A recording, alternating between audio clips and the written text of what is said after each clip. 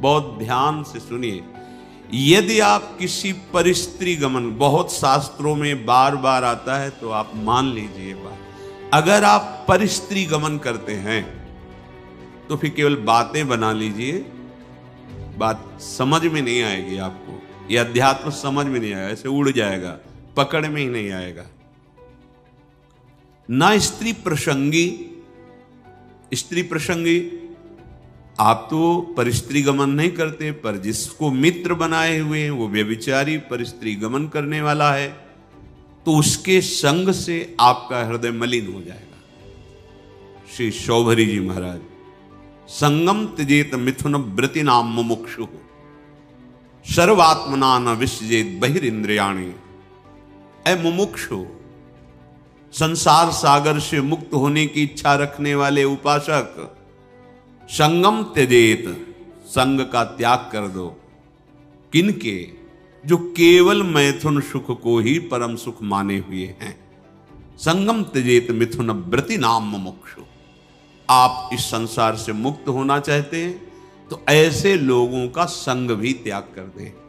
ना स्त्री प्रसंगी मिलत यत, तो इदम स्थानम आश्रित्य। कैसे हम आश्रय लें, कैसे हम मान लें कि हम प्रिया प्रीतम के हो गए? ऐसे मानो, ऐसे चलोगे तो तुम्हारा हृदय स्वीकार कर लेगा। तुम अगर गंदे आचरण करोगे तो केवल बातें रहेंगी, हृदय स्वीकृत नहीं होगा प्रिया प्रीतम के चरणारविंद की शरणागति से, तो फिर निर्भय, निश्चिंतता, निशोकता आ ही नहीं सकती। अगर नहीं आ रही तो आप में कहीं ऐसी त्रुटियां हैं, उनको सुधारिए। श्रीपाद कह रहे हैं सर्वम द्वंद्वातीतोत्र।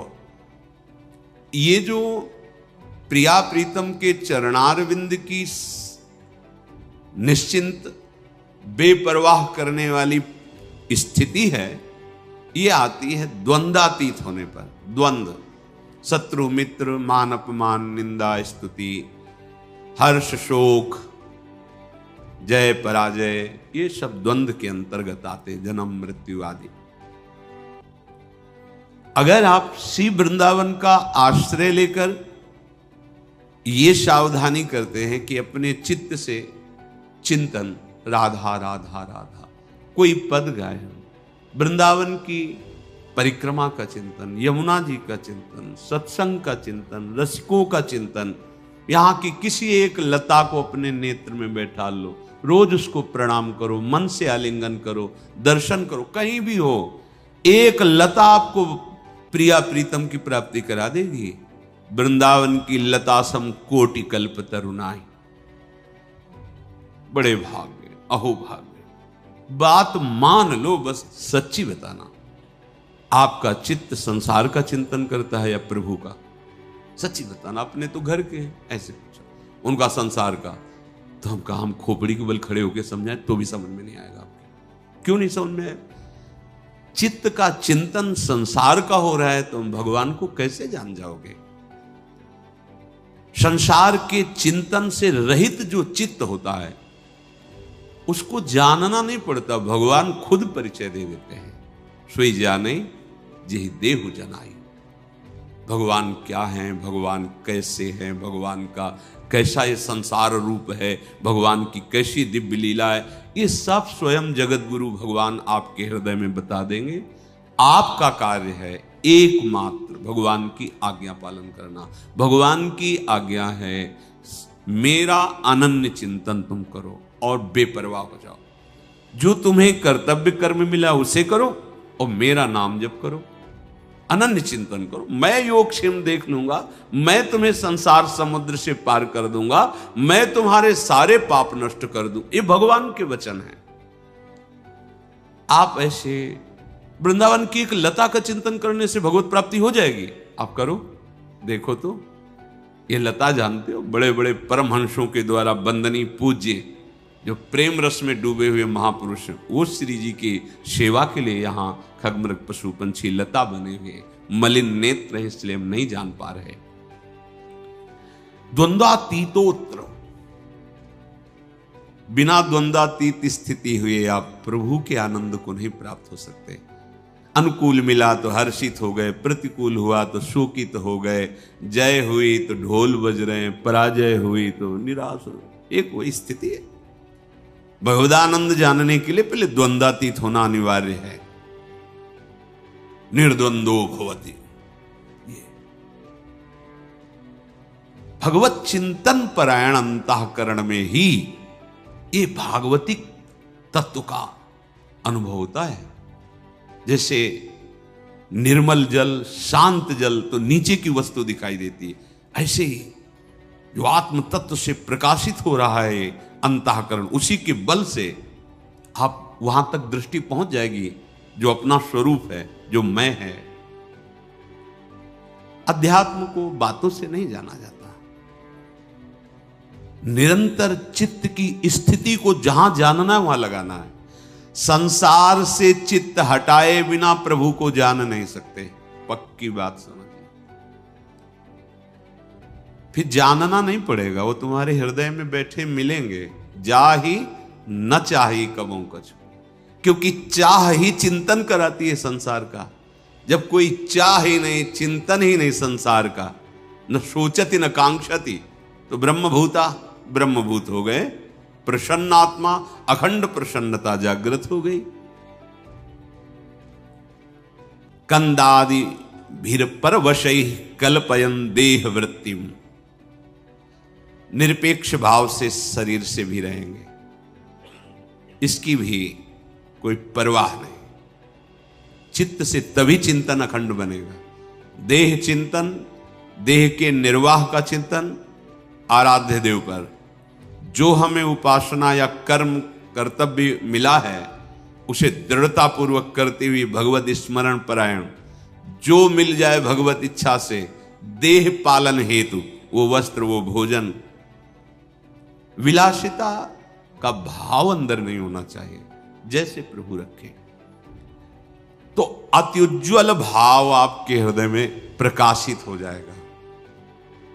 एक एक शब्द समझो। अगर आप ऐसे चलोगे तो भावे नात्युज्वले नात्मनि मधुरतरे न्यस्य राधा पदाब्ज, जिसकी चाह है वो बात बन गई। कैसे बनेगी?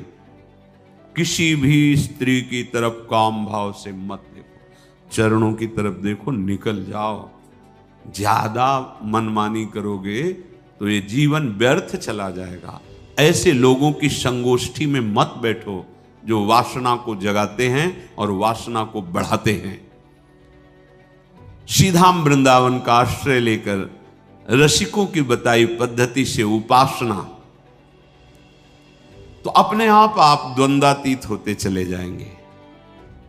क्योंकि उपासना आपको सहनशीलता प्रदान करेगी। सहनशील व्यथित नहीं होता, बहुत संपत्ति आ जाए तो भी उदासीन रहता है। जाना है यार, कुछ नहीं जाएगा, क्यों फूल रहे हो? सब कुछ नष्ट हो गया, जाना है, क्यों शोक कर रहे हो? क्यों भूल रहे हो? अपने पास तो अक्षुण्ण संपत्ति है, अविनाशी सी श्यामा श्याम, क्यों शोक करते हो? यहां सब कुछ जाना है। इतना सुंदर विवेक रहता है कि सहनशील महात्मा द्वंद्वातीत हो जाता है। चाहे कोई गृहस्थ में हो, चाहे विरक्त में हो, महात्मा एक स्थिति है का नाम है। जो महात्मा है वो एक स्थिति है, साधुता एक स्थिति का नाम है। जैसे प्रधानमंत्री एक पद है, ऐसे साधुता एक स्थिति का नाम है। वेश मात्र को नहीं, स्थिति। जहां कहीं साधु का वर्णन होगा वहां लक्षणों का वर्णन, स्थिति का वर्णन पाया गया है। ये तो आचार्य परंपरा से वेश दिया गया है। वेश है, स्थिति नहीं तो अधूरा। बिन विवेक वैराग्य भक्ति बिन सत्य नये को मानो, भगवत विमुख कपट चतुराई सो पाखंड जानो, भगवत ऋषि जी महाराज कह रहे।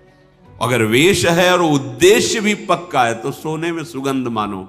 फिर क्या कहना है? फिर तो सतरति सा लोकांतार्यति मम भक्ति युक्तो भुवनम पुनात। लोक के लोक पावन करने की सामर्थ्य महात्मा रखता है।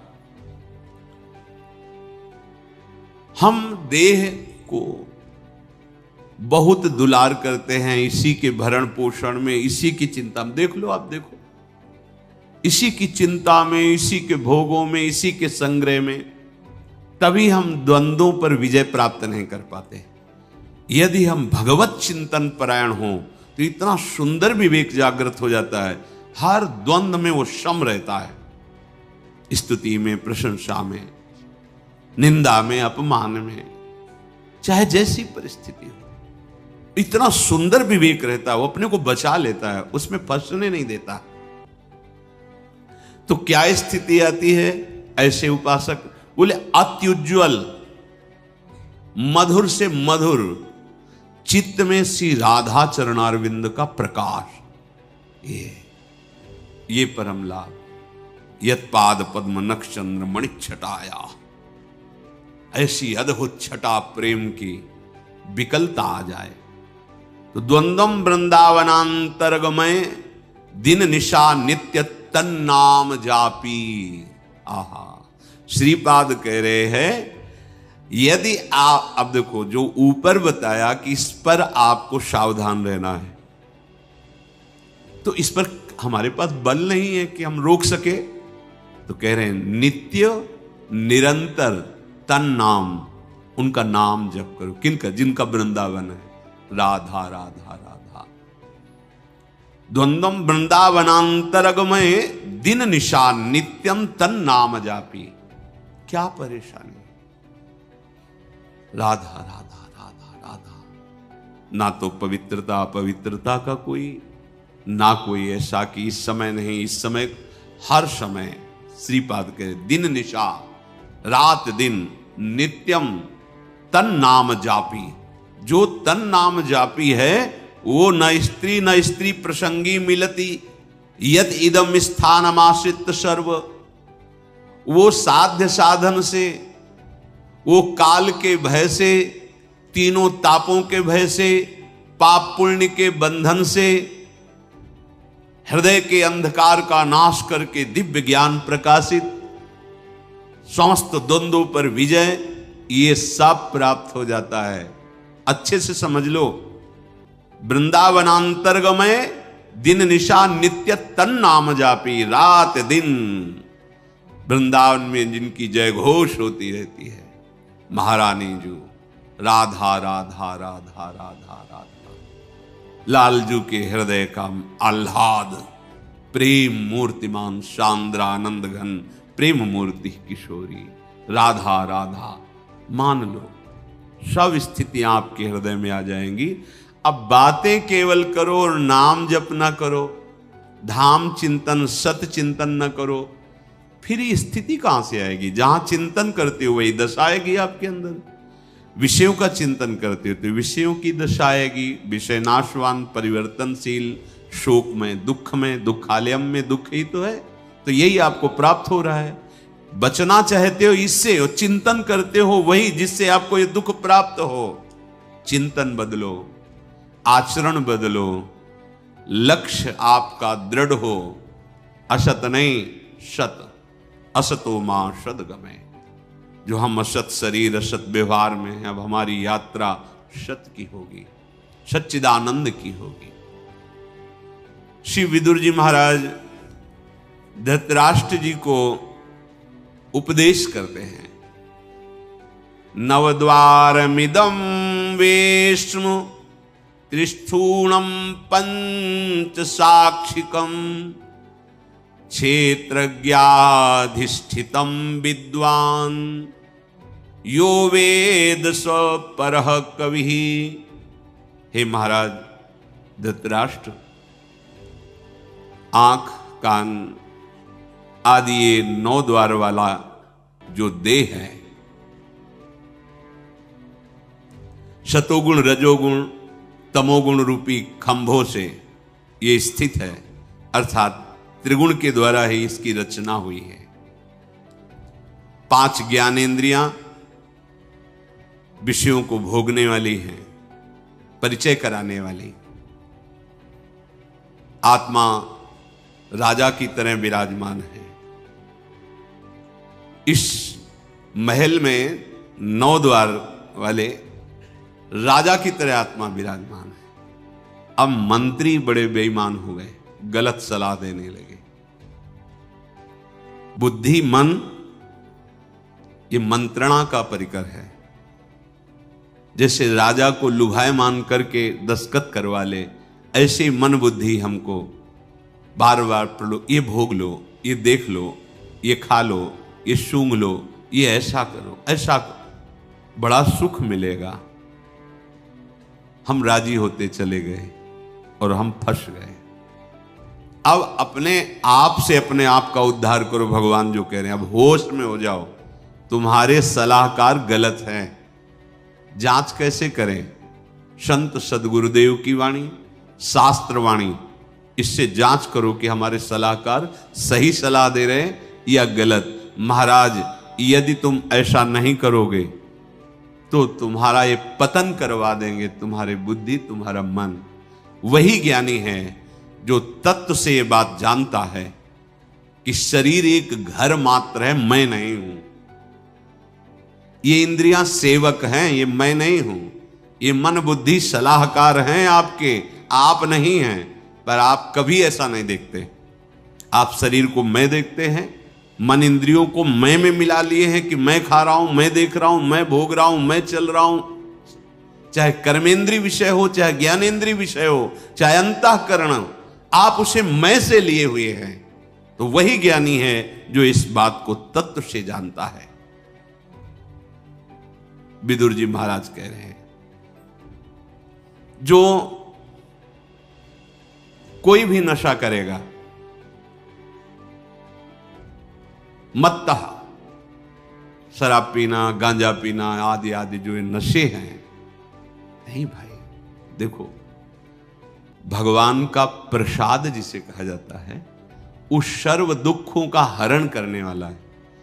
और भगवान का प्रसाद, भगवान का नाम, भगवान का उच्छिष्ट प्रसाद, जो हमारे हृदय के पापों का नाश करके प्रसन्नता प्रदान, प्रसादे सर्व दुखा नाम हा निरस्यो हो जाए। प्रसाद का मतलब ये नशा नहीं है।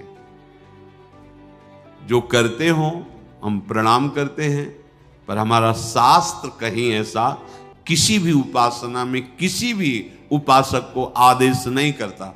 सिद्ध पुरुषों की बात अलग है। जैसे भगवान शिव हलाहल जहर पिए, तुम एक बूंद पियो मर जाओगे। एक महात्मा थे, 10 तोला संख्या रोज खाते थे। पूज्यपाद उड़िया बाबा ने सुना उनका, ऐसा कैसे हो सकता है? अरे 1 तोला में 10-5 मर जाए, फिर 10 तोला। बोले महाराज झूठ बात नहीं, वो रोज शाम के 4 बजे पाते। बाबा गए उनके यहां तो पूछा, तो उन्होंने मुस्कुरा के कहा, हाँ पाते। 10 तोला संख्या आप कैसे पा जाते हैं? बोले शाम के 4 बजे बैठना, सिलबट्टा में डाला धतूरा संख्या जहर, पीसा, खप्पर में धोया, पी गए। बोले हमारा रोज का आहार है ये। हमें महापुरुषों का वही अनुकरण करना है जो उनके उपदेश से मिलता हो। कोई भी नशा, यहां देखो धर्मराज के साक्षात स्वरूप है, कोई भी नशा करने वाला तत्वबोध को प्राप्त नहीं होता। जो तत्वबोध को प्राप्त हो गया है उसके ऊपर कोई नियम नहीं है। जैसे आद्य गुरु भगवान शंकराचार्य जी आगे जा रहे थे, पीछे शिष्यजन जा रहे थे। पता नहीं क्या भाव आया, मछलियां उठाई, ऐसे बिक रही, ऐसे उठाए वो खा लिया। जब देखा गुरुजी ने खा लिया तो 4 शिष्यों ने नहीं खाया और शेष ने। आगे जा रहे थे तो भ्रमण ही करते थे, तो कांच गलाया जा रहा था, खप्पर में खोलता हुआ कांच ले पी गए। जिन्होंने नहीं पिया था वहां भी नहीं पिए। जो पिए थे, वो जो मछली पाए थे, उनसे कहा पियो। कांच कैसे पिएंगे, मर जाएंगे। तो मछली क्यों खा ली? जो नहीं खाए थे उनसे कहा आपने क्यों नहीं खाया जब हमने खाया? तो उनका प्रभु आपने आदेश नहीं किया। ठीक, आपने क्यों पा लिया? बोले आपने पाया तो हम पी तो रहे हैं, गलाया हुआ कांच पी ना पिए। ऐसे किया तो जीवित मछलियां निकल पड़ी, सिद्ध योगी प्रवाहित कर दिया नदी। आप वो तो लीवर में जाकर पचने लगी। हमें वो अनुकरण बात नहीं करनी जिसका वो आदेश न कर रहे हो। उनके उपदेश से जो उनके आचरण मिले, शास्त्र सम्मत बात है, महापुरुषों के जो आचरण उनके उपदेश से मिले, बस वही अनुकरणीय है। वो क्या कर रहे? कोई भी नशा, जैसे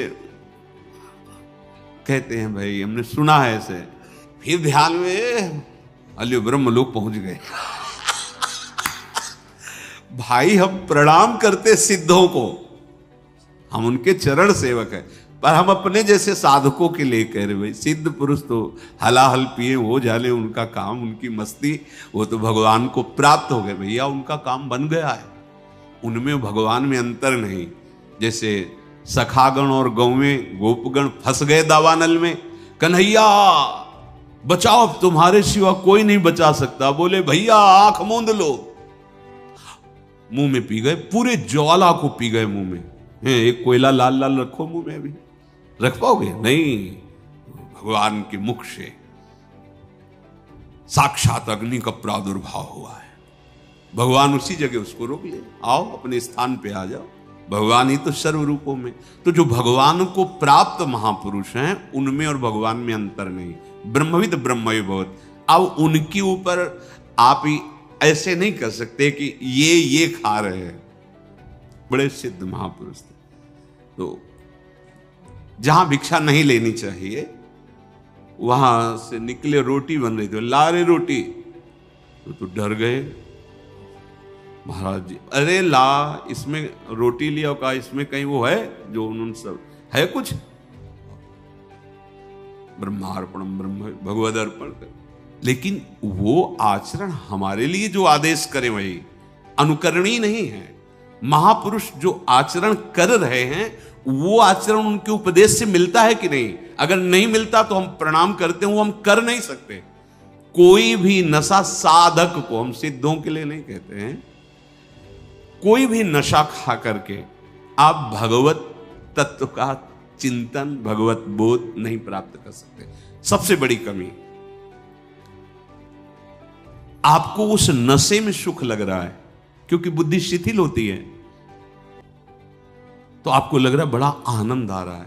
आपको भजन से सिद्धि प्राप्त करनी है, भजन से इंद्रियों को शिथिल कर देना है, भजन से मन को निसंकल्प कर देना है, भजन के सिवा कोई चाह नहीं रह जाए। अगर आप 4 बजे भांग पाते हो ना, फिर आप देखिएगा 4 बजे केवल भांगई का ध्यान होगा, सब ध्यान हट जाएगा, लगेगा कि कैसे मिले, कैसे। कोई भी नशा नहीं, भगवत प्राप्ति हमारा लक्ष्य है, इसलिए कोई नशा नहीं। जब तक तन्मयता भजन की, जीवन की सार्थकता क्या रही। और सच्ची बात, जो हमारा मन मलिन है, जब उसे भगवत चिंतन में लगाते हैं तो एक जलन पैदा होती, आग।